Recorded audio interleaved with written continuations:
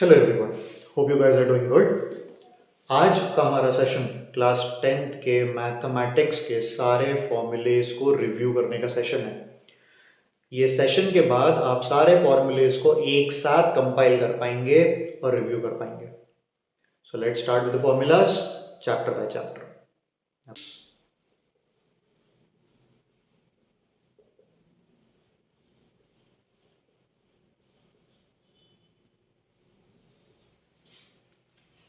ये भी हमें क्वाड्रेटिक इक्वेशंस भी हमें पॉलिनोमियल की तरह ही कैरी ऑन होता है, क्योंकि वहां भी हम क्वाड्रेटिक पॉलिनोमियल ही सॉल्व करके आए हैं। So if I go with the general formula और quadratic equation, that would B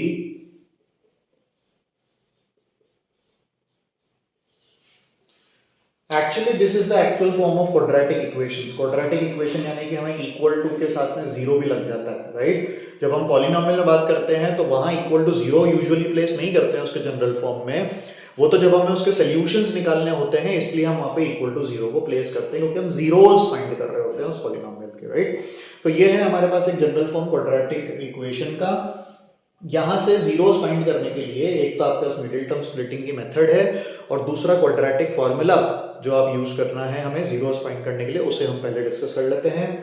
quadratic formula में x की जो दो वैल्यूज हम जनरेट करते हैं, that is minus b plus minus square root of b square minus 4ac whole divided by 2a। फॉर्मूले पे डिस्कशन हमारा सेशन इसलिए बनाया है क्योंकि फॉर्मूला ही अगर अपन ने गलत नोट कर दिया तो आगे फिर वो वर्कआउट किसी पर्पस का बचता नहीं है, क्योंकि मार्क्स आपको मिलने नहीं है। फॉर्मूला करेक्ट लिखते ही एक तो आपको फॉर्मूले के मार्क्स तो मिलना ही है, प्लस आपको सिर्फ उसमें वैल्यू सब्सटीट्यूट करना बच जाता है, दैट्स इट। ओके, तो आइए देखते हैं कौन सा वेरिएबल हमें क्या क्या इंडिकेट कर रहा है इस फॉर्मूले में। x जो हमें वैल्यूज मिलने वाली हैं वो तो हमारे उस क्वाड्रेटिक इक्वेशन के जीरोस हैं, राइट। b की वैल्यू हमें अगेन पिछले ही पॉलिनोमियल की तरह ही आपको यहां से भी अपनी ही क्वाड्रेटिक इक्वेशन के x के साथ आपको b मिलेगा। ये बी स्क्वायर आपको वहीं से पिक होगा। a और c की वैल्यूज भी हमें कोफिशिएंट और कांस्टेंट के तौर पे मिलने वाली हैं, जिन्हें आपको इक्वेशन देखकर डायरेक्टली फॉर्मूले में सब्स्टिट्यूट करना है, and rest is the calculation guys. Okay, चलिए, तो नीचे भी हमारे पास जो a है वो एक्स स्क्वायर का ही कोफिशिएंट है जो आप यहाँ पे प्लेस करते हैं। After placing all these values at the respective positions, आपको स्क्वायर रूट कैलकुलेट करना होगा। उसके बाद एक वैल्यू आप प्लस के साथ ले लेंगे, एक वैल्यू माइनस के साथ ले लेंगे, right. Okay, we are not going into the concept right now, we are working out the formulas. Okay, इसी के साथ साथ हमें इसी चैप्टर में एक और फॉर्मूले पे काम करना पड़ता है, that is, I guess you always know, that is called discriminant.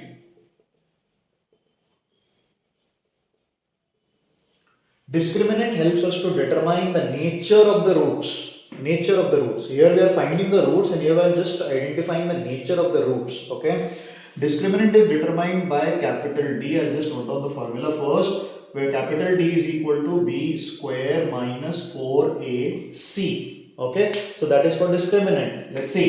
Here again we have to put the respective substitute coefficients and the constant values from the equation again, and we can find the value of D. Based upon the value of D, you would be having three possible outcomes. Either D would be greater than 0, D would be less than 0, or D would be equal to 0, right? Let's recall this. If D is greater than 0, then the nature that you have to mention is real and distinct. That means different. Okay? If D is less than 0, you guys need to write non-real roots, or you can also mention imaginary roots over there. Okay, that's the same thing. Next, if D is equal to 0, we got to have real and equal roots, right? So depending upon the value of D that we get out of here, then we can determine the nature of the roots. Okay, fine. Okay, our next title is arithmetic progression AP. Let's see the general form.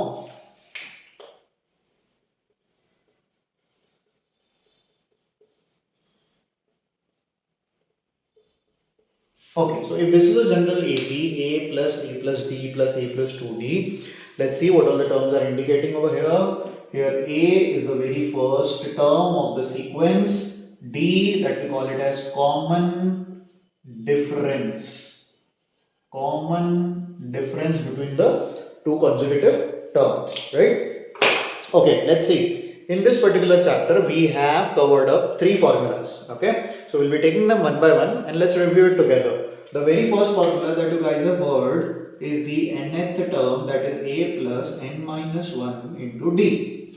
Okay, this will be utilized. Now the next formula that we have already talked about in these chapters is Sn, that is the sum for n terms. Okay, so this is n by 2 into 2a plus n minus 1 into d, isn't it? And the next one, which is the part of this sum only, which can also be represented as n by 2 into a plus l. Okay, so these are the 3 clear formulas that we have to cover in this particular chapter. Let's see what these formulas are indicating to us. Okay, so first, this is the value of nth term. Okay, mostly there is a confusion between a and n, है ना? तो an आपके AP का जो sequence का sequence बना हुआ है, उस सीक्वेंस में किसी भी पोजीशन पे जो नंबर लिखा है उसकी जो वैल्यू है वो an है, और उस पर्टिकुलर सीक्वेंस की किसी भी पोजीशन का जो नंबर है वो n है. 5th position is n5, 9th position is 9a9. Okay, and that value could be anything, that is an, है ना? चलिए, so this is the first term that we have already talked about. This is the first term. N is the position that you need to find out. You can place it any number, 1, 2, 3, 4 and so on. D is the common difference that we have discussed. Okay, now let's see. Here Sn represents the sum for the first n terms of the AP. First n terms of the AP, we can find the sum of those numbers, है ना? अपन कर सकते हैं. वहाँ पे हमें formula use करना है n by 2 2a plus n minus 1 into d, जहाँ पे n, a और d रिस्पेक्टिवली जो हमने डिस्कस किया वहाँ से पिक हो जाएंगे. And then if you know the last term of the AP, है ना, अगर वो अवेलेबल है, कई बार क्या होता है कि डॉट डॉट डॉट लगा देते हैं, that is an infinite AP, उसमें आपके पास लास्ट टर्म नहीं अवेलेबल होता, you need to go with this. लेकिन अगर आपके पास मान लीजिए एक AP दिया हुआ है जिसका लास्ट टर्म लिखा हुआ है 69, तो लास्ट टर्म अवेलेबल है. If last term is available, इसको यूज करने की जरूरत नहीं है, थोड़ा सा ज्यादा टाइम कंज्यूम कर लेगा, है ना? So will go with this. So here Sn is the number of sum of the first n terms, n position, number of terms, a first term, l the last term, that we already know. ठीक है, तो इन formulas का इस्तेमाल करके हम बहुत easily जो है हमारे जो बुक में जो एक्सरसाइजेस हैं वहां से क्वेश्चंस को कवर अप कर सकते हैं. ठीक है, चलिए अगला वर्कआउट है हमारे पास coordinate geometry. Very easy and formula based chapter. You don't have to do much workout in this. Just the formula should be very clear and we have to apply that. That's it. And this particular chapter,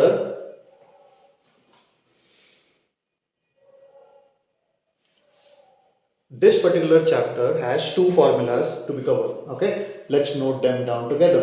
The very first formula that we have to discuss in this particular chapter is distance formula. Okay, got it? Recall. And then the next one is section formula. Try to recall these things with me, as you all must have studied all these things. So we are just reviewing it as a compilation. Distance formula and section formula. Okay, let's talk about distance formula. Whenever I need to find the distance between any 2 coordinates, then I can use the distance formula. Okay, that would be the distance as square root of x2 minus x1 whole square plus y2 minus y1 whole square. If I am provided with 2 coordinates, x1 y1 as one of the coordinate, x2 y2 as another coordinate, then we can just put up the values over here and find the distance between those 2 coordinates. Among those 2 coordinates, जो 2 coordinate आपके पास available है उसमें से आप किसी भी एक coordinate को x1 y1 में प्लेस कर सकते हो, किसी भी एक कोऑर्डिनेट को x2 y2 में प्लेस कर सकते हो, लेकिन ध्यान रखना है क्रॉस नहीं हो जाना चाहिए कि x1 यहाँ से उठा लिया और y वहां से उठा लिया. ओके, तो उस बात का ध्यान रखेंगे. सेक्शन फॉर्मूला की तरफ चलते हैं. सेक्शन फॉर्मूला का हम इस्तेमाल करते हैं जब कोई पॉइंट किसी 2 पॉइंट से बनी हुई लाइन को कहीं से बिटवीन द पॉइंट्स कहीं सेक्ट कर रहा हो, यानी सेक्शन बना रहा हो. आइए देखते हैं. तो अगर आपके पास एक कोऑर्डिनेट है x1 y1 और एक और कोऑर्डिनेट है x2 y2 और रैंडमली कोई पॉइंट यहाँ बीच में प्रेजेंट है जिसके कोऑर्डिनेट में x, y ले लेता हूं और हम मान लेते हैं कि वो m1:m2 के रेशो में उस लाइन को डिवाइड कर रहा है, ठीक है। तो उस ऐसे कोऑर्डिनेट को पता लगाने के लिए या रेशो पता लगाने के लिए हम जिस फॉर्मूले का इस्तेमाल करते हैं वो सेक्शन फॉर्मूला है। सेक्शन फॉर्मूला में दो तरीके से फॉर्मूले बन जाएंगे, पैटर्न सेम है पर x के लिए अलग, y के लिए अलग। पहले हम x के लिए चेक करते हैं। x के लिए जो फॉर्मूला हमने पढ़ा है वो है m1x2 प्लस m2x1 अपॉन में m1 plus m2। Very simple, just cross, है ना, हाँ, cross indications, m1x2 m2x1 m1 plus m2, and if you replace x with y you get the formula for y. That's nothing new. Okay, so y would be m1 y2 plus m2 y1 upon m1 plus m2, ठीक है। So these are the two formulas that we have to cover up in coordinate geometry, trigonometry.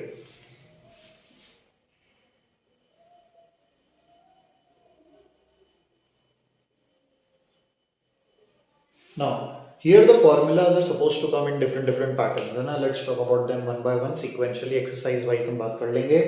सबसे पहली जो exercise में जिन formulas में required है वहां पे हमें ट्रिग्नोमेट्रिक रेशियोज को ही वर्कआउट करना है in terms of the sides of the right angle triangle. Okay, so if I have a right angle triangle where this is hypotenuse, na, for example this is perpendicular, this is base, and if I am talking about this particular angle, let's say A. Okay, so I'll be making the expressions here, ratios in terms of this angle A. Now as you all know, we have 6 trigonometric ratios to work out, okay? So they are namely sine, cos, tan, cosec, sec, cot. I usually note them down in this particular sequence because it's easy to remember and it has a specific purpose to solve that I'll tell you in a few moments. Okay, so we'll note down sine, cos, tan, cosec, sec, cot in this particular manner. Okay, manner. Now let's see. Every trigonometric ratio is calculated for some angle. So right now we are doing it for A. We are doing it for A. Okay, so let's make them one by one. The sine A we'll be talking about. Sine as a ratio in terms of sides is perpendicular upon hypotenuse, right? P by H. Okay, so that's perpendicular upon hypotenuse. That's sine A. Sine for any angle will be the perpendicular of that particular angle and the hypotenuse is fixed. Okay, if we talk about cos, this is B upon H. Okay, and then tan can be calculated by sine dividing cos. So that comes out to be P by B. Now, जब मैंने आपको बताया था कि जब मैंने इसको sequence particular लिखा है उसका एक स्पेसिफिक पर्पस है। पर्पस ये है कि हमने जो आगे के 3 रेशियोज लिखे हैं वो इधर वाले 3 रेशियोज का रेसिप्रोकल है। So we don't have to learn all the 6. We have to just cover 3, even 2, because this is the division of sine and cos. Okay, so now we'll be reciprocating these terms to get the next ratios. So that's clearly is H by P, then reciprocating this H by B, reciprocating this we get B by P. So these are 3 simple trigonometric ratios that we need to cover out. Okay, the next half comes is the values of some trigonometric ratios at specific angles. Okay, let's see. Almost you, आप सभी ने ये I guess कोई trick इसके लिए जरूर तैयार किया होगा, पर हम बिल्कुल इसको एक बार रिव्यू करते हैं। आपको एक तरीका बताते हैं वैल्यूज को याद रखने का। जो वैल्यूज हमें तैयार करनी है उसमें 0, 30, 45, 60 और 90 है। ओके, और हम जो रेशियो फिलहाल जनरेट करेंगे उसमें साइन, कॉस और टैन लेंगे। ठीक है, पहले हम इन रेशियोज को तैयार करेंगे और मैं आपको बताऊंगा कि हम इन रेशियोज की मदद से कैसे बाकी सारे रेशियोज को इजीली डील कर सकते हैं, है ना। इसको और आसान बनाते हैं। आइए कॉस और टैन को भी अभी के लिए हटा देते हैं, सिर्फ साइन का भी अगर हमने टेबल बना लिया तो बाकी रेशियोज अपने आप जनरेट हो जाएंगे। एग्जाम में पहुंचते ही जैसे आपका राइटिंग टाइम स्टार्ट होता है, आप अपने रफ वर्क जहां पे आप प्लान कर रहे हैं वहां पे आप ये टेबल को बना के रख देंगे, क्योंकि इस पे क्वेश्चन हमें पता है कि जनरेट होना ही है। तो सबसे पहले आपको क्या करना है, इसका ट्रिक समझिए। 0 से लेकर के 4 तक आप अपने नंबर्स लिख देंगे। ये काम करने के बाद जिस 4 को अपन ने लास्ट में लिखा है, हम इसी से इसका पूरा डिवीजन स्टार्ट कर लेंगे। And will be taking the root of all these. Will be taking the root of all these. यहां से हमें साइन के सारे एंगल्स की फाइनल वैल्यूज मिलने वाली है। Let's see, so this is 0 itself, this is 1 by 2, this is 1 by root 2, this is root 3 by 2 and this is 1. So here we got all the ratios, the different angles for sine, है ना। Now अब जैसा मैंने आपको बताया था कि हम cos के लिए क्या तैयारी करने वाले हैं, आइए देखिएगा। मैं यहाँ से ये वैल्यूज हटाता हूँ, नीचे हमने साइन के आंसर्स लिखे हुए हैं, हम ऊपर cos को तैयार करते हैं। तो अगर ये हमारे पास साइन के एंगल्स है और हम बात करने जा रहे हैं cos की, कॉस के लिए आपको फिर से वैल्यूज को कुछ बनाने की जरूरत नहीं है। जो सीक्वेंस आपके पास साइन का आया है, इस सीक्वेंस को जस्ट रिवर्स करके मेंशन कर दीजिए, that's it. So if I reverse the sequence, I need to start from here, that is 1। तो मैंने ये 1 लिखा, रूट 3 by 2 लिखा, 1 by रूट 2 लिखा, 1 by 2 लिखा और 0 लिखा, और ये मेरे पास कॉस के सारे एंगल्स की वैल्यूज जनरेट हो गई, दैट्स इट। ठीक है, अब क्योंकि हमारे पास साइन कॉस तैयार हो गया, जैसे मैंने आपको बताया था कि हम tan को भी यहीं से वर्कआउट कर लेंगे। tan के आंसर्स बनाना भी हमारे लिए बहुत आसान है, हमें सिर्फ साइन और कॉस के इन फ्रैक्शंस को डिवाइड करना है, that's it. So let's see, तो अगर हम यहाँ से 0 by 1 करते हैं तो हमें 0 मिलेगा, हम इसको डिवाइड करते हैं तो 1 by रूट 3 मिलेगा, इन दोनों को डिवाइड करते हैं तो 1 मिलेगा, और इन दोनों को डिवाइड करोगे आप रूट 3 मिलेगा।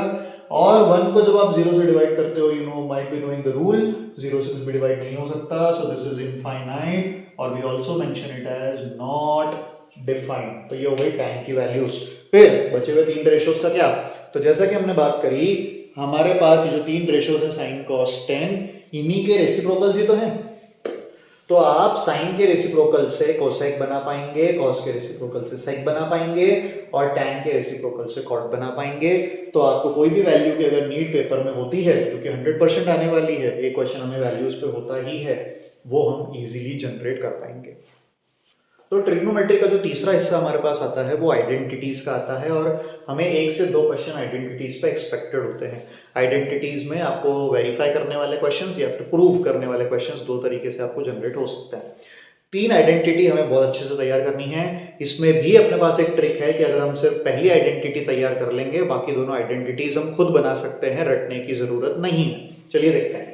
सबसे पहली आइडेंटिटी जो आपके पास अवेलेबल है, जो आप सबको बहुत अच्छे से याद होगी क्योंकि इजी है, sine square theta plus cos square theta का वैल्यू होता है 1। ये आइडेंटिटी अपन सबको बहुत अच्छे से होपफुली याद है। बाकी की 2 में कई बार कंफ्यूजन हो जाता है अगर हमने उनको रटा हुआ है तो। पर क्यों रटना, आप जब पेपर में जब आपको राइटिंग टाइम मिलेगा, अपनी वो जो टेबल अभी आपने बनाई है, उस टेबल के ठीक बाद आप ये 3 आइडेंटिटी लिख के रख देंगे, ताकि पेपर देते समय अगर कुछ भी टाइम का प्रॉब्लम होता है या टेंशन है या कुछ भी है, तो हम फॉर्मूलाज ना भूल जाएं। तो हम जाते ही उन फॉर्मूलाज को सबसे पहले पेपर में रफ वर्क में लिख लेंगे। आइए सेकंड नंबर की आइडेंटिटी बनाते हैं। तरीका ये है कि इस पूरी आइडेंटिटी को cos स्क्वायर थीटा से अपन डिवाइड कर देंगे। जब आप इसको cos स्क्वायर थीटा से डिवाइड करेंगे तो साइन अपॉन cos हमने पता है कि tan होता है, cos को cos से डिवाइड करोगे तो 1 जनरेट होगा, और 1 को cos स्क्वायर से डिवाइड करेंगे यानी उसका रेसिप्रोकल कर देंगे तो आपके पास जनरेट होती है sec स्क्वायर थीटा। हमने पहले आइडेंटिटी से दूसरी आइडेंटिटी वहीं की वहीं जनरेट कर ली, no need to remember. Okay, तीसरी आइडेंटिटी भी हम बहुत आराम से जनरेट कर लेंगे। पहली वाली आइडेंटिटी को अभी आपने कॉस से डिवाइड किया था, अब आप पहली वाली आइडेंटिटी को साइन स्क्वायर थीटा से डिवाइड कर दोगे। जब आप इस आइडेंटिटी को साइन स्क्वायर थीटा से डिवाइड करते हैं, ये देखिए क्या क्या होता है। साइन स्क्वायर थीटा को साइन स्क्वायर थीटा से डिवाइड करूंगा तो मुझे मिलेगा 1, कॉस स्क्वायर थीटा को साइन स्क्वायर थीटा से डिवाइड करूंगा तो मिलेगा कॉट, और 1 को जब साइन स्क्वायर थीटा से डिवाइड करेंगे यानी उसका रेसिप्रोकल जनरेट करेंगे तो वो आपको मिलेगा कोसेक स्क्वायर थीटा। तीनों आइडेंटिटी हमने एक आइडेंटिटी की मदद से जनरेट कर ली। अगला टाइटल जो अपने को फॉर्मूला जहां से पिक करने हैं वो है areas related to circle.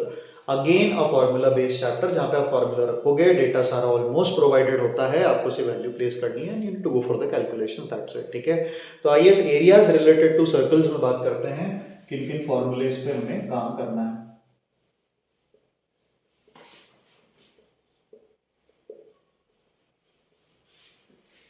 Okay, तो यहाँ जो हमारे पास एक्सप्रेशंस आने वाले हैं उनमें एक एक करके बात करते हैं। 3 एक्सप्रेशंस हमें मिलेंगे, 3 कैटेगरी के एक्सप्रेशंस मिलेंगे। पहला एक्सप्रेशन जो हमको तैयार करना है वो है लेंथ ऑफ द आर्क का। ठीक है, किसी भी सर्कल की कोई आर्क है जो कोई थीटा एंगल सबटेंड यानी फॉर्म कर रही है, उसकी लेंथ पता लगाने के लिए। ये फॉर्मूला कोई रटने वाली बात नहीं है इस फॉर्मूले को, ये बेसिकली सिर्फ यूनिटरी मेथड है और कुछ भी नहीं। आइए देखते हैं, अगर किसी सर्कल में आपके पास थीटा एंगल बनाती हुई कोई आर्क है, ये वाली आर्क की अपन बात कर रहे हैं, इस आर्क की लंबाई पता लगानी है। I go with the unitary method. वो मैं ये बता रहा हूं आपको कि जो पूरी बाउंड्री है वो 2 पाई आर होती है, हम सबको पता है। वो कितना एंगल के साथ बनी है? 360 डिग्री के साथ बनी है। तो अगर 360 डिग्री 2 पाई आर बनाएगा तो थीटा कितना बनाएगा? Unitary method, that's it.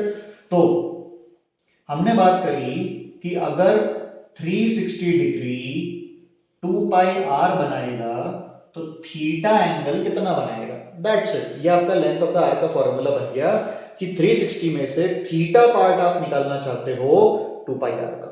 अगर आपको फ्रैक्शंस बहुत अच्छे से क्लियर है तो आप समझ पाओगे कि मैं कह रहा हूं 360 डिग्री में से थीटा पार्ट तो 2 पाई आर का कितना हिस्सा बनाएगा, वो हम यहां से निकाल रहे हैं। तो ये हो गया आपका लेंथ ऑफ द आर्क पता लगाने के लिए छोटा सा एक्सप्रेशन, ठीक है।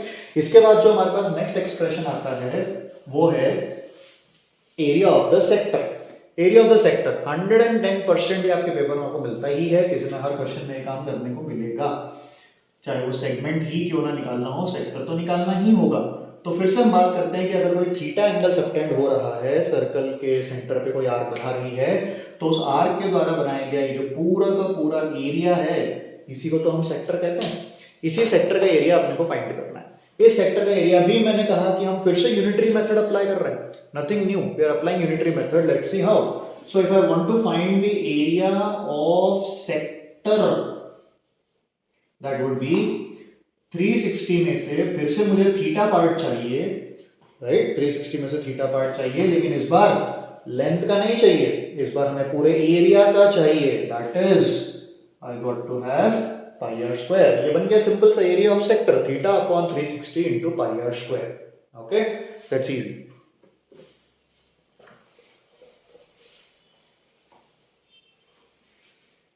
अब इसके बाद थोड़ा सा ट्रिकी वर्कआउट आता है, इसको ध्यान से समझेंगे। अब हमसे पूछा जाता है कि भाई एरिया ऑफ सेगमेंट पता लगाइए। आइए देखते हैं सेगमेंट क्या होता है। हमने बात करी कि जब हम किसी सेक्टर में जो कॉर्ड बनती है, ये मैंने कॉर्ड बना दी, कॉर्ड के बनने के बाद जो हमारे पास ये वाला एरिया सेपरेट होता है कॉर्ड के नीचे का, सेंटर के ऑपोजिट साइड का, ये होता है सेगमेंट। इस सेगमेंट का एरिया अपने को फाइंड करना है। अब बेसिक रूल तो ये कहता है कि सेगमेंट का एरिया निकालने के लिए मुझे पूरे सेक्टर में से, जो सेक्टर का एरिया अभी हमने निकाला पीछे, उसमें से अगर हम ये ऊपर वाले ट्राइंगल का एरिया हटा दें तो सेगमेंट का एरिया मिल जाएगा। तो एरिया ऑफ सेक्टर तो आपको पीछे वाले फॉर्मूले से निकालना ही है, वहां तक की प्रोसेस तो सेम हो गई। अब एक इसमें एड ऑन स्टेप बढ़ती है ऊपर वाले ट्राइंगल का एरिया निकालना। ऊपर वाले ट्राइंगल के एरिया निकालने के लिए कई सारे लोग कई सारे अलग अलग तरह के एक्सप्रेशंस बताते हैं, जो कि बने एक ही तरीके से हैं पर मॉडिफाई हो के बने। तो उसमें से हम कुछ चेक करते हैं। तो बेसिकली हमें जो वर्कआउट करना है वो है कि ट्राइंगल का एरिया कैसे बनने वाला है, वो हम चेक करने वाले हैं।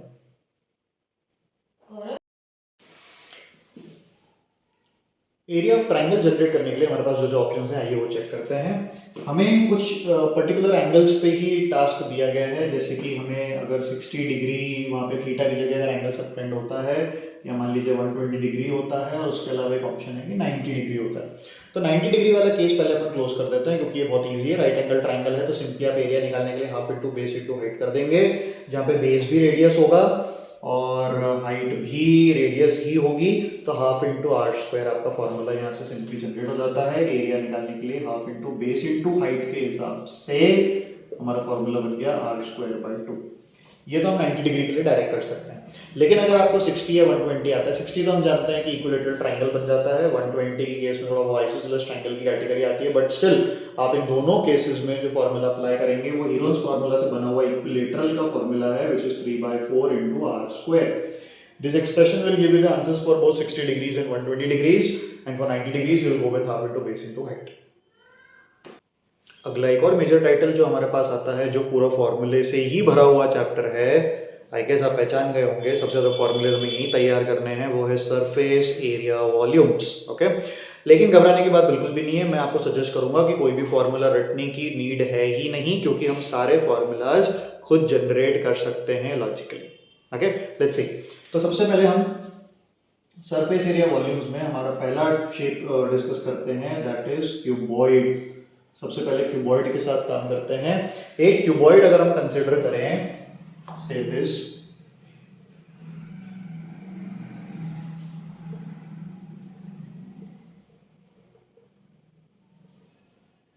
ये मैंने क्यूबॉइड कंसिडर किया जहां पे आपके पास लेंथ होगी, ब्रेड्थ होगी और हाइट होगी। सरफेस एरिया फॉर्मूले आपको बहुत अच्छे से याद भी हो जाएंगे, तैयार हो जाएंगे अगर आप उनको थोड़ा सा इमेजिनेटिव तरीके से वर्कआउट करें कि वो चीज़ आपके सामने है और आप उसको 3D इमेजिनेशन में ले पाएं, तो बहुत आसान हो जाता है। आइए देखते हैं, जब हम क्यूबॉइड की बात करते हैं तो क्यूबॉइड के केस में हमें कुछ कौन से 3-4 हेड्स पे फॉर्मूले बनाने हैं वो हम पहले देख लेते हैं। कई बार क्वेश्चन जो है उसमें खुद आपको फॉर्मूला जनरेट करना पड़ता है, आप ऑलरेडी यूज फॉर्मूला नहीं ले सकते क्योंकि शेप में मॉडिफिकेशन है, आपको कॉम्बिनेशन ऑफ सॉलिड्स है। तो जब क्यूबॉइड के ऊपर कुछ रख दिया जाता है या क्यूबॉइड से क्यूबॉइड जोड़ दिया जाता है तो हमें नए फॉर्मूले जनरेट करने होते हैं, ठीक है। तो सबसे पहले हमें यहाँ पे जो जनरेट करना होगा वो है हमारा LSA लेटरल सरफेस एरिया, फिर हम पढ़ेंगे TSA यानी टोटल सरफेस एरिया। उसके बाद हमें यहाँ पे तैयार करना होगा एक फॉर्मूला लॉन्गेस्ट डायगोनल का और एक हम फॉर्मूला तैयार करेंगे वॉल्यूम का, ठीक है। एक मैं आपको स्पेशल केस दिखाऊंगा ये वाले केसेस डिस्कस करने के बाद, जिस पे क्वेश्चन रैंडमली आया तो हम फॉर्मूला खुद बनाएंगे। सबसे पहले हम बात करते हैं lateral surface area. Lateral surface area को आप इमेजिनेटिव तरीके से समझिए कि एक बॉक्स रखा हुआ है, शू बॉक्स है, उसके चारों वॉल्स, ठीक है। तो lateral surface area is actually the area of 4 walls. 4 दीवारों को जब आप यहां से शेप से समझते हैं तो आपके पास जो 4 दीवारें आ रही हैं उसमें सामने वाली दीवार L इंटू एच की है, साइड वाली दीवार B इंटू एच की है और AC का बैक साइड और इसका अपोजिट साइड, राइट। तो देखिए जब आप लेटरल सरफेस एरिया की बात करते हैं तो आपके पास में 2H into L plus B generate हो जाता है, जहां पे 2HL आपकी फ्रंट और बैक वॉल है और 2BH आपके पास राइट और लेफ्ट वाली वॉल है, यानी आपने चारों वॉल्स के रेक्टेंगल्स का एरिया ऐड कर दिया, चारों वॉल के रेक्टेंगल का एरिया ऐड कर दिया। अगर आप बाय चांस फॉर्मूला भूल जाते हैं या आपको याद नहीं आ रहा है तो आप ये कर सकते हो कि आप ऑन द स्पॉट जितनी भी सरफेसेस आपको इंक्लूड करनी है उस हर सरफेस का आप रेक्टेंगल की तरह एरिया ऐड कर दीजिए, ठीक है।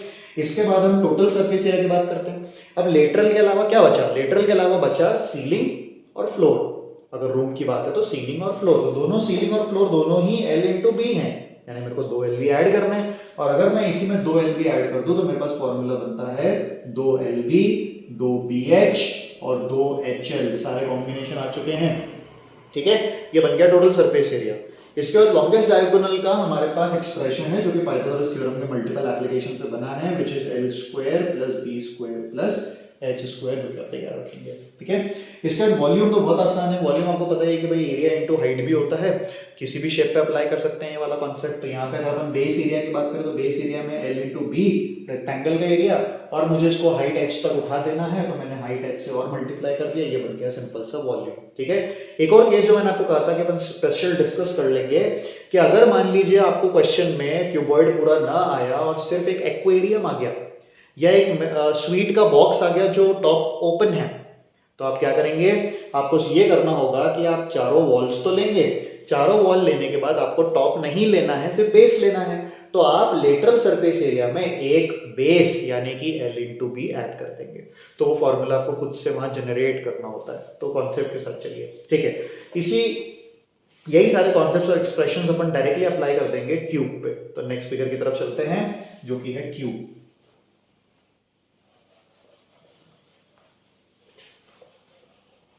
तो अगर हम क्यूब की बात करें तो हम यही सारे एक्सप्रेशंस ले रहे हैं, हमारे LBH सेम हो चुके हैं और कोई फर्क नहीं पड़ा है। दूसरा शेप आपके पास आता है क्यूब। जब हम एक क्यूब जनरेट करते हैं तो हमें पता है कि उसके सारी फेसेस स्क्वायर हैं, तो आपको सिर्फ area of squares he add करने हैं। अगर वो आपसे कह रहा है LA से पता लगाओ यानी कि चारों वॉल्स, तो अगर हर वॉल A स्क्वायर की है, ये देखिए हर वॉल अगर A स्क्वायर एरिया की है तो सीधी सी बात है कि मेरे पास 4 A स्क्वायर है।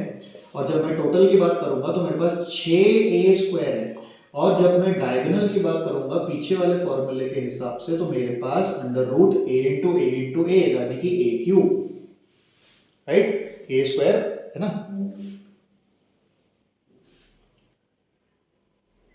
जब हम डायगोनल की बात करेंगे तो हमारे पास आएगा under root of A square plus A square plus A square. Which is 3a²। तो 3 में से रूट 3 बाहर आ जाएगा और a² का a बाहर हो जाएगा।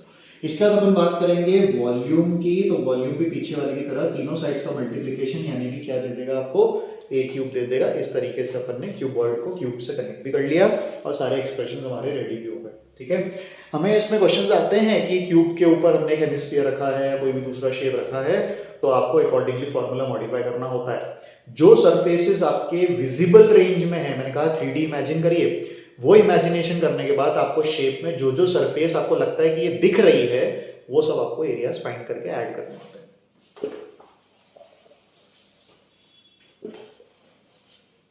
इसके बाद जिस नेक्स्ट शेप पे अपन बात करने जा रहे हैं वो है सिलेंडर।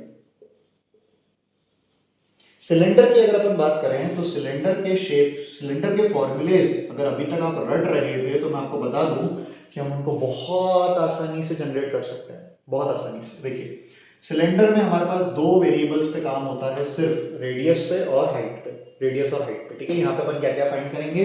अब यहाँ पे अपन LSA वर्ड नहीं बोलेंगे, हम बोलेंगे CSA, क्योंकि अब लेटरल नहीं है, कर्व्ड सरफेस है। कर्व्ड सरफेस, जैसे मान लीजिए मार्कर है तो इस मार्कर का पूरा टर्न वाला जो सरफेस है ये कर्व्ड सरफेस है, राइट। ठीक है, कर्व्ड सरफेस का फॉर्मूला मैं आपसे बनवाऊंगा। इसका अपन बात करेंगे टोटल सरफेस एरिया पर, हम बात करेंगे वॉल्यूम पे। That's it. हमें 3 एक्सप्रेशंस तैयार करने हैं। आइए कर्व्ड सरफेस एरिया जरा समझते हैं। अगर हम इसके बॉर्डर वाला सारा एरिया निकालना चाहते हैं तो जरा इसका पहले स्टार्टिंग तो बेस से ही हो रहा है, तो बेस पे चलते हैं। बेस पे हम जिस एरिया की बात कर रहे हैं, बेस में वो एरिया कहाँ प्रेजेंट है, इसकी बाउंड्री पे प्रेजेंट है। बाउंड्री पे प्रेजेंट है। बाउंड्री एक सर्कल की कितनी होती है, एक सर्कल की बाउंड्री होती है 2πr, और ये 2πr का बॉर्डर सिर्फ बॉर्डर वाला पार्ट 2πr का बॉर्डर अगर आप हाइट एच तक ऐसे लंबा खींच दोगे तो एक सिलेंडर तैयार हो जाएगा। तो आपने क्या मल्टीप्लाई कर दिया, सिर्फ उसमें एक h मल्टीप्लाई कर दिया, आपका CSA बन गया 2πrh। ठीक है, बाउंड्री को हाइट h तक ले जाना, ऐसे याद रखो। फिर total surface area. Total surface area मतलब कि हमें अंदर का पार्ट भी लेना। टोटल सरफेस एरिया में हम क्या करेंगे,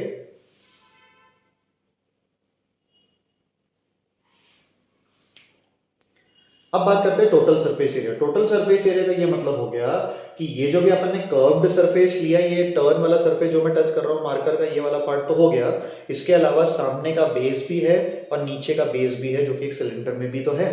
तो नीचे का बेस एरिया मतलब नीचे का एक सर्कल का एरिया, ऊपर एक सर्कल का एरिया, इसी में ऐड कर देंगे तो आपको CSA मिल जाएगा। ठीक है, तो आपको क्या मिलेगा, 2 कॉमन निकालने के बाद 2πr × r+h से याद रह जाए तो ठीक है। नहीं तो आपका कॉन्सेप्ट है कि 2πr², दो सर्कल्स लिए आपने, और 2πrh जो हमारा है C। ठीक है, वॉल्यूम की बात आई तो देखिए मैं आपको एक और हिंट बताता हूँ। वॉल्यूम पे हम याद रख सकते हैं, मतलब उसको रटने की जरूरत नहीं थी, यहाँ से बना सकते हैं। वॉल्यूम मतलब कि इसको भरना है, इसमें पानी भरना है। मान लीजिए पानी भरोगे तो जब पानी भरना स्टार्ट करोगे सबसे पहले वो क्या कवर करेगा, ये सर्कल को घेरेगा। ये सर्कल को घेरेगा यानी कितना एरिया कवर कर देगा, πr² कवर कर देगा। और ये πr² भरते भरते भरते भरते हाइट h तक ऊपर चढ़ेगा। अगेन द सेम कॉन्सेप्ट, हम मल्टीप्लाई कर देंगे हाइट h और हमारा फॉर्मूला तैयार हो गया πr²h। तो ये हमारे पास सिलेंडर के फॉर्मूले। ठीक है, चलिए अगला शेप जो इससे काफी ज्यादा मिलता जुलता है, उसमें भी हमें यही 3 बातें करनी है। मैं उनको लिखे रहने देता हूं। हम बात करने वाले हैं कोन पर। तो शेप नंबर 4 इज कोन। कोन जो है सिलेंडर का ही एक तरीके से मान लीजिए सेक्शन होता है। मैं आपको सिलेंडर को जनरेट करके दिखाता हूँ इस तरीके से। तो सिलेंडर का कुछ कट किया हुआ हिस्सा ही हमारे लिए एक तरीके से कोन जनरेट होता है। इसको राइट सर्कुलर कोन भी कहते हैं, सिलेंडर को भी राइट सर्कुलर सिलेंडर भी बुक्स में लिखा हुआ है। तो दैट इज जस्ट कि उसका जो बेस है वो फ्लैट है, वहां से आप 90 डिग्री पे प्रेजेंट हो। ठीक है, यहाँ पे हमारे पास 2 की जगह 3 वेरिएबल आ जाते हैं। रेडियस आता है, हाइट आती है, परपेंडिकुलर हाइट आती है, और एक स्लैंट हाइट नया कॉन्सेप्ट जुड़ जाता है L। ठीक है, let me erase this part ताकि कोई कंफ्यूजन ना रहे। ये देखिए, ठीक है ना। चलिए इसके भी वही 3 फॉर्मूले हमारे पास बनेंगे। तो अब इसमें क्या हुआ कि ये जो नीचे का सर्कल है वो कंस्टेंटली नहीं चल रहा है, उसमें डिक्रीमेंट हो रहा है। तो हमने क्या किया है कि वो सर्कल का कुछ हिस्सा लेकर है ना, सर्कमफरेंस लेकर πr हमने आधा ले लिया और बाकी उसको मल्टीप्लाई कर दिया पैक से उसकी स्लैंट हाइट से। तो आपका CSA जनरेट होता है πrl। ठीक है, आगे बढ़ते हैं। टोटल सरफेस एरिया अगेन, जो ये मान लीजिए टेंट है या जोकर कैप है, जैसा भी आप उसको लेना चाहो। तो ऊपर का जो कर्व सरफेस एरिया अभी आपने घुमाया, उस कर्व सरफेस एरिया के अलावा आपके पास बचा सिर्फ नीचे का बेस, यानी कि πrl में मुझे सिंपली ऐड करना होगा πr²। That's it. ओके, अब वॉल्यूम की बात करें वॉल्यूम जो है उसको ऐसे याद रख सकते हो कि ये सिलेंडर का 1/3 है, सिलेंडर का 1/3 है। सिलेंडर बड़ी आसानी से हमने बना लिया था। सिलेंडर मैंने बनाया था कि यार पूरा सर्कल भर रहा है हाइट एच तक, पूरा सर्कल भर रहा है हाइट एच तक, और अपन क्या कह रहे हैं कि इसको मुझे क्या करना है, 1/3 करना है। तो कोन का जो वॉल्यूम बन के आता है वो है 1/3 pi R square H. These are the expressions for cone. Okay,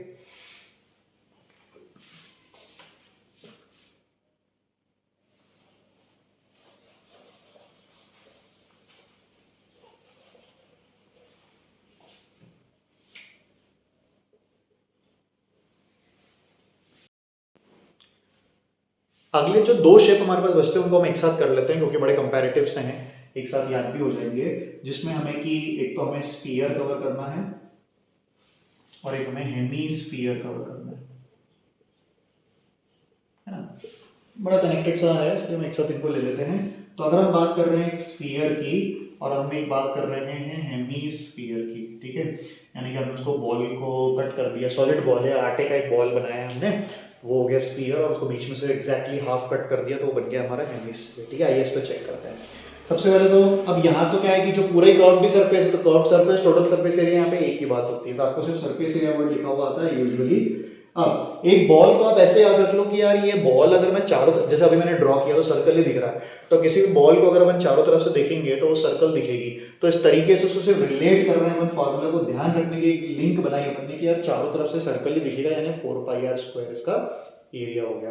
दूसरी बात इसके वॉल्यूम की आती है, जिसको याद रखने के लिए छोटा सा ट्रिक बनाया हुआ है कि वॉल्यूम जो है वो क्यूब से कनेक्टेड है, सेंटीमीटर क्यूब, मीटर क्यूब। जब क्यूबॉइड में पढ़ा तो L into B into H, यानी 3 साइड मल्टीप्लाई हो रही है ना। तो उसमें क्या 3 का फैक्टर जोड़ना जरूरी था। 3 का फैक्टर अपन ने कैसे जोड़ा इस फॉर्मूले में, मैंने देखो लिखा 4 पाई आर स्क्वायर, मैंने इसको भी डिवाइड बाय 3 कर दिया, और इधर ये जो स्क्वायर बना हुआ था ये भी मैंने 3 के फैक्टर में ले जाने के लिए कर दिया, तो this is 4/3 pi R cube. ठीक है ना। तो ये आप याद रखने के लिए थोड़ा सा तरीका है बस। इधर आता है हेमिस्फीयर में, जब आप आओगे तो हेमिस्फीयर तो स्फीयर का जस्ट आधा हुआ, लेकिन एक चीज पे ध्यान रखना पड़ता है, हेमिस्फीयर में अब कर्व सरफेस अलग बनी है और एक फ्लैट सरफेस बनी है, तो इसको तो आप सीए से में ले नहीं सकते। तो जब आप कर्व्ड सरफेस एरिया की बात करोगे तब तो एग्जैक्टली हाफ कर दोगे, क्योंकि टर्न पार्ट कर्व्ड पार्ट तो आधा हो गया, आधा हो गया यानी 2 पाई आर स्क्वायर जनरेट हो गया।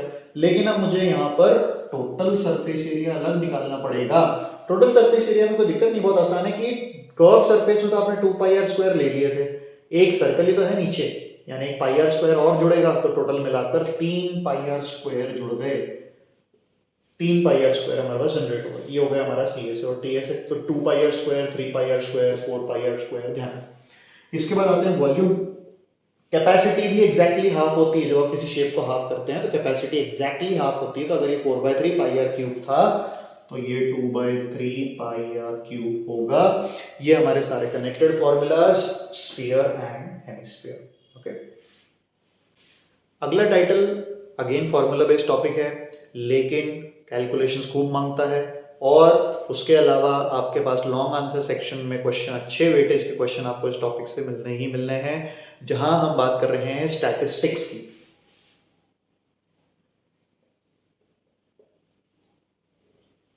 यहां पर अपन तीन मेन कॉन्सेप्ट्स कवर करने हैं और उन तीनों का ही इंटर रिलेटेड एक फॉर्मूला और लेना है।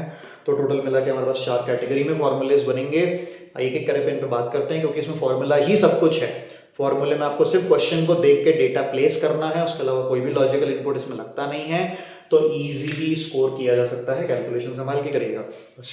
सबसे पहले हमें यहाँ पे मीन, मोड, मीडियन और उनका इंटर रिलेशन पढ़ना है। तो let's talk about mean first. ठीक है, जैसा कि आप सबको पता है कि मीन कैलकुलेट करने के लिए आपके पास 3 मेथड्स हैं। डायरेक्ट मेथड है, अज्यूम्ड मीन मेथड है, और स्टेप डेविएशन एक और मेथड है ना। तो इन तीनों के फॉर्मूले में छोटा छोटा बदलाव होता है। इन मेथड्स का इस्तेमाल इस बेस पे डिपेंड करता है कि नंबर साइज कितना छोटा है या बड़ा है। सबसे पहले बात करते हैं डायरेक्ट मेथड की। डायरेक्ट मेथड को जब आप परफॉर्म कर रहे होते हैं तो डायरेक्ट मेथड में आपको जो चीज, क्वेश्चन हमेशा क्लास इंटरवल देगा और फ्रीक्वेंसी देगा, जैसा कि आपको पता है। तो अगर आपको क्लास मिली हुई है और फ्रीक्वेंसी मिली है, फ्रीक्वेंसी को जिसे अपन एफ आई डिनोट करते हैं, यहाँ से क्लास वाले क्लास इंटरवल में से आपको निकालना होगा उसका मिड पॉइंट, जिसे अपन क्लास मार्क कहते हैं। तो वो क्लास मार्क जब आप निकाल के टेबल बनाते हैं तो वो आपके लिए बनता है एक्स आई। राइट। अब यही एक्स आई एफ आई आपको हेल्प करता है अपना मीन कैलकुलेट करने में डायरेक्ट मेथड से। तो डायरेक्ट मेथड में जब आप जाते हो तो आपको एक और जो एडिशनल कॉलम खुद बनाना है वो है एफ आई और एक्स आई का प्रोडक्ट। ये प्रोडक्ट जब आप जनरेट करते हो तो आपको चाहिए इसका total which is called as summation, यानी total of F I X I, और आपको चाहिए इस पूरे एफ आई का total which is called as summation of F I. ये दो चीजें आपको कैलकुलेट करनी होती हैं। इनको कैलकुलेट करने के बाद आपका मीन का फॉर्मूला रेडी हो जाता है, that is mean is equal to summation of that fi column divided by the sum of this fi column. That's it. This is the direct method which we should use for single digit or sometimes 2-digit data. ठीक है, let's see. इसके बाद जो हमारे पास next method आती है उसमें हमें मीन का जो अगला मेथड आप यूज करते हो कई बार वो अज्यूम्ड मीन मेथड होता है, मल्टीपल टाइम्स यूज होता है, उसके बारे में बात करते हैं। तो if I go for assumed mean method to find the mean, assumed mean method में जैसे कि हमने पढ़ा कि हमारे पास क्लास इंटरवल होगा, fi होगा, xi हम बनाएंगे और इसका हम fi xi निकालते थे। तो assumed mean में क्या होगा, यहाँ पे एक एक्स्ट्रा कॉलम जुड़ जाएगा, xi वाले कॉलम का सेंटर वैल्यू आपको assumed mean देता है। assumed mean में से आप जब हर डेटा में से assumed mean को माइनस करोगे तो आपको di की वैल्यूज बनती जाएंगी, ये कॉलम di का बनेगा। उस di वाले पूरे कॉलम में आप फ्रीक्वेंसी को मल्टीप्लाई करते चलोगे तो fi di का ये एक्स्ट्रा कॉलम बनेगा, and this fi di summation we need, और यहां से मुझे नीड होगा समेशन ऑफ fi का एज यूजुअल। ओके, अब यहां पर जो फॉर्मूला जनरेट होता है मीन कैलकुलेट करने का, उसमें हम क्या करते हैं कि ये वाला मीन हमें ऐसे आता है कि जो समेशन वाला कॉलम हमने बनाया है fi di का, उसको अपन fi से डिवाइड करेंगे जैसा अपन ने पीछे fi xi किया था। क्योंकि हमने यहाँ पर एक a को सब्ट्रैक्ट कर रहे हैं हर डेटा में से, तो हमें उसे कवर अप करना होगा। उसके लिए हम यहाँ पर क्या कर देते हैं, एक a को ऐड कर देते हैं। तो ये आपका assumed mean मेथड का फॉर्मूला बनता है a plus summation fi di upon summation fi। ठीक है, जब आप स्टेप डेविएशन की तरफ जाते हो जो कि एक बहुत अच्छी मेथड है, एक कॉलम जरूर बढ़ जाता है लेकिन आंसर्स या कैलकुलेशंस छोटे हो जाते हैं, आंसर सही आने के चांसेस बढ़ जाते हैं। ठीक है, तो उसको परफॉर्म कर सकते हैं, दैट वुड बी प्रेफर्ड। तो जब आप स्टेप डेविएशन में मूव करोगे तो ये जो अपन कॉलम फॉर्मेशन कर रहे हैं इसमें कॉलम ऐड हो जाते हैं, लाइए देखते हैं। तो जब हम स्टेप डेविएशन की बात करते हैं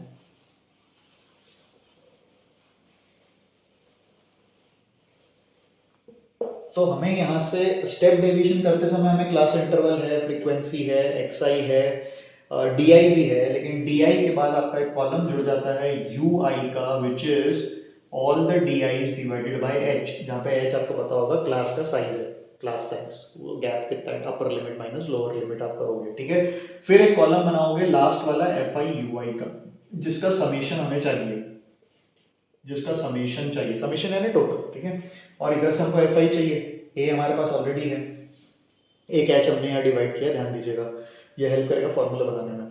तो फॉर्मूला जब हमने बनाया तो हमने देखा कि मीन निकालने के लिए हमने सबसे लास्ट कॉलम यानी समेशन ऑफ fi ui का टोटल लिया, fi के टोटल से डिवाइड किया।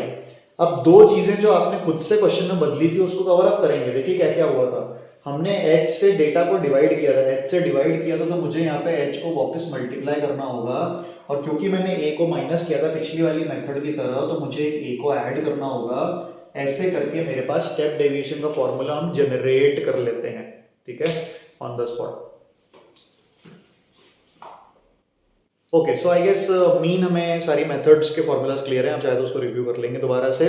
अब हम बात करते हैं कि हमें मीडियन के लिए क्या काम करना है। मीडियन काफ़ी ज़्यादा फ्रीक्वेंसी में पूछा जाता है एग्जाम्स में, आइए चेक करते हैं।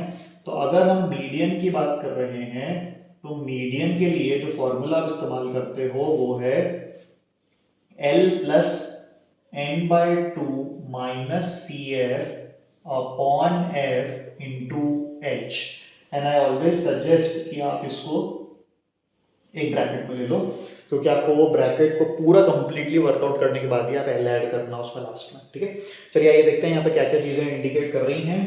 मीडियन क्लास हमें पहले कैलकुलेट करनी पड़ती है, वो आप थ्योरेटिकल वीडियोस में चेक करेंगे। जो हमने मीडियन के लिए हम अलग से डिस्कस करते हैं। यहाँ पे हमसे फॉर्मूले का वेरिएबल देख लेते हैं। ये है आपकी लोअर लिमिट, यानी जो पहला नंबर आपके पास मीडियन क्लास का होता है, मीडियन क्लास की लोअर लिमिट। इसके बाद टोटल फ्रीक्वेंसी जो लास्ट में आती है, CF का टोटल बोल सकते हैं या टोटल नंबर ऑफ ऑब्जर्वेशंस बोल सकते हैं, वो कैपिटल N है। CF जो हमारे पास होता है that is the cumulative frequency of the preceding class to the median class, median class के पहले वाली क्लास की CF। और मीडियन क्लास का खुद का फ्रीक्वेंसी, मीडियन क्लास की खुद की फ्रीक्वेंसी, ओके। और इसके बाद बचा H जो है हमारे पास क्या है, क्लास साइज, जैसे हमने पीछे डिस्कस किया। क्लास साइज भी बोलते हैं, कई जगह क्लास विड्थ भी कहते हैं, upper limit minus lower limit करके उसको पता लगा सकते हैं।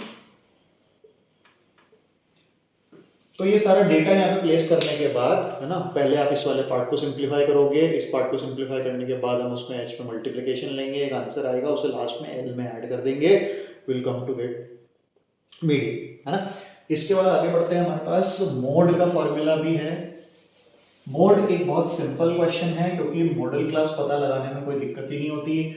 वो क्लास जिसकी फ्रीक्वेंसी सबसे ज्यादा होती है वो मॉडल क्लास बन जाती है। तो मॉडल क्लास को पता लगा लिया गया और फिर उसमें से सिर्फ डेटा उठा के आपको इसमें रखना है। इसमें ना तो हमें कोई टेबल बनानी है, ना कोई एक्स्ट्रा कॉलम ऐड करना है, डायरेक्टली फॉर्मूला लगाना है। आइए चेक करते हैं। तो अगर हम मोड की बात कर रहे हैं तो मोड का फॉर्मूला हमें कहता है L plus F1 minus F0 upon 2 F1 minus F0 minus F2, उसको अलग से ले लेंगे, इंटू H। ठीक है, ये सारा डेटा मेरे को सिर्फ पिक करना है। We have to just pick all this data from the question, nothing to work out. ठीक है, तो ये लोअर लिमिट मॉडल क्लास की, lower limit of the modal class जिसकी फ्रीक्वेंसी सबसे ज्यादा होती है, उस मॉडल क्लास की खुद की frequency, frequency of the modal class, frequency of model class. अब सीधी सी बात है भाई, 1 के पहले 0 आता है, 1 के पहले 0 आता है, तो मॉडल क्लास के फ्रीक्वेंसी के पहले वाली क्लास की फ्रीक्वेंसी F0 हो जाएगी, यानी प्रीसीडिंग क्लास की फ्रीक्वेंसी, जस्ट पहले वाली। F1 जो हमारी फ्रीक्वेंसी उसके ऊपर का नंबर, ऊपर वाला नंबर। ठीक है, और F2 जो है 1 के बाद आता है, तो it is the frequency of the class after the modal class. ठीक है, सक्सीडिंग वाली, है ना। और H हमारा भाई क्लास साइज। तो बहुत आराम से डेटा को यहाँ रखाया जा सकता है, कैलकुलेशन भी सिंपल रहता है, आपको मिल जाएगा मोड। अब जैसे मैंने बात की थी कि मीन, मोड, मीडियन, तीनों तो हमने इंडिविजुअल देख लिए। अब इन तीनों के बीच में एक इंटरकनेक्शन है। वो इंटरकनेक्शन भी आपको MCQ क्वेश्चंस करने में हेल्प करता है। कई बार थ्योरेटिकली अगर कोई एक डेटा दिया होता है, एक आपसे फाइंड करवाया गया होता है और तीसरा वाला फॉर्मूले से निकाल सकते हैं, है ना। तो उस पर चेक करते हैं। वो जो रिलेशन हमारे पास आता है, बहुत अच्छे से याद रखिएगा, 3 median is equal to mode plus 2 mean. 3 1 2 का सीक्वेंस है, बहुत अच्छे से याद रखेंगे। मीडियन, मोड और मीन, मीडियन, मोड और मीन। नंबर्स और अरेंजमेंट में कंफ्यूजन हो जाता है, तो इसको बहुत अच्छे से प्रिपेयर कीजिएगा। Median, mode, mean, 3 1 2। Okay, this will help you in MCQs।